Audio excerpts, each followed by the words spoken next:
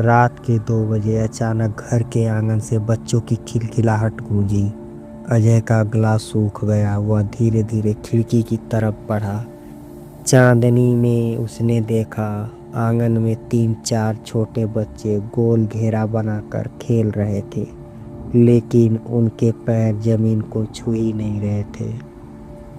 अजय अपने परिवार के साथ शहर से गांव लौटा था। शहर की भागदौड़ से थककर उसने तय किया कि वह दादा दादी का पुराना घर संभालेगा।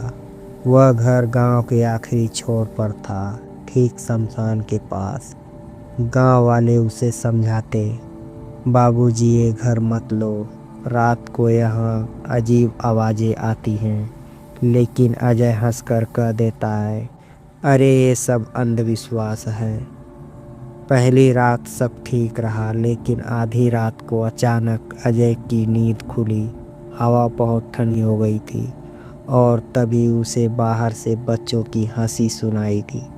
हंसी बहुत मासूम थी, जैसे कोई पकड़ा पकड़ी खेल रहा हो।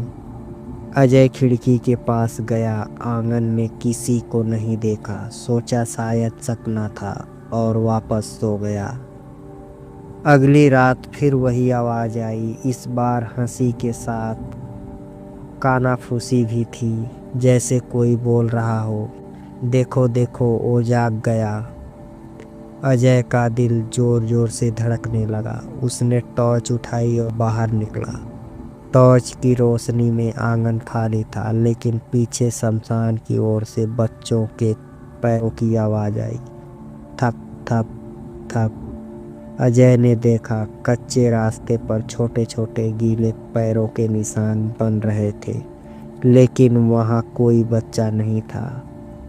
सुबह अजय ने गांव के बुजुर्ग से बात की। बुजुर्ग ने कांपते हुए कहा, बेटा 20 साल पहले यहाँ एक बड़ा हादसा हुआ था। गांव के 4 बच्चे तालाब में डूब गए थे। लोगों ने मान लिया कि ये जगह अपवित्र है। उन बच्चों का अंतिम संस्कार इसी शमशान में हुआ। तब से हर रात उनकी हंसी सुनाई देती है। अजय ने ठान लिया कि वो इस रहस्य को ख़त्म करेगा। उस रात वह जागता रहा। 12 बजे के बाद फिर वही हंसी सुनाई दी। अजय ने हिम्मत जुटाई और शमशान की ओर चला गया। वहाँ उसने देखा 4 छोटे छोटे साए चिता के पास खड़े हैं। उनके हाथों में मिट्टी के खिलौने थे। उन्होंने एक साथ अजय की ओर देखा और मुस्कुराए। अजय डर से पीछे हट गया, लेकिन तभी उन बच्चों में से एक बोला, हमें घर जाने दो।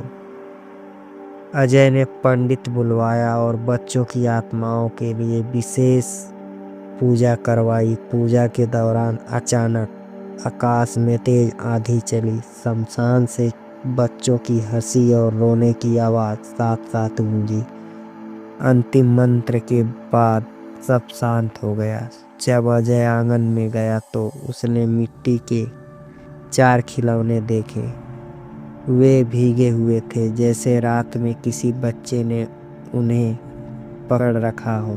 उस दिन के बाद वहाँ हंसी कभी नहीं सुनाई दी, लेकिन कभी कभी अजय को लगता है जैसे कि घर की दीवारों पर छोटे हाथों के निशान उभर आते हैं। वह तुरंत नज़रें हटा लेता है, क्योंकि उसे डर है कि अगर वह ज़्यादा देर देखेगा तो फिर से वह हंसी सुनाई देगी।